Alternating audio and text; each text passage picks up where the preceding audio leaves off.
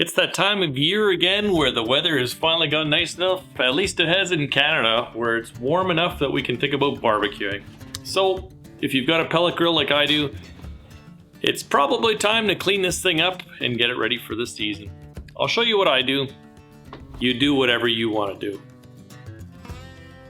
Now before we get started, there is a couple of things that you're going to need. You're going to need a shop vac and some kind of a bristle brush or something like that to clean off your grill grates.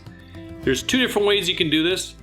I'm going to show you the method I use, and I'm going to show you the method that is recommended by some of the other people out there.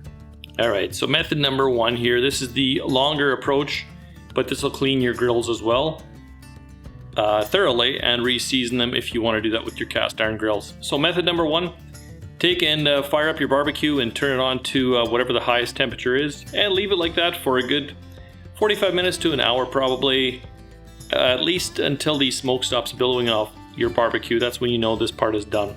At this point in time, take off your grills and scrub them clean with a brush or whatever method you want to do to clean off your grill as best you can.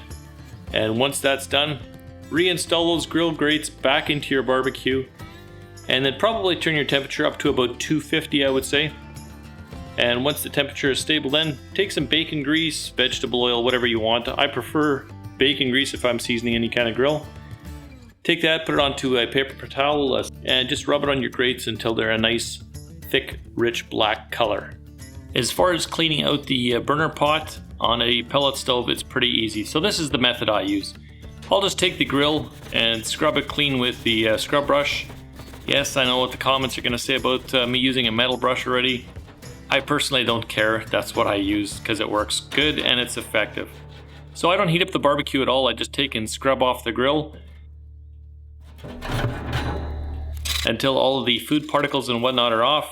Then I'll take the grill pieces out, scrub them again, flip them over, scrub them some more, and till my grills are pretty clean. Next out, you're going to have to take out this big metal, I don't know what you call this, heat diffuser, something. You have to pull this thing out and give that a good cleaning as well. Same thing, just going to take this brush here and clean it off. Once that's all dusted out and clean, there's going to be a mess in the bottom here, as you can see. And we'll just take the shop vac and we'll vacuum everything out. Once I've got that all vacuumed and cleaned out, to help myself clean out the burn pot, I'll vacuum so I keep stuff out of these little air holes.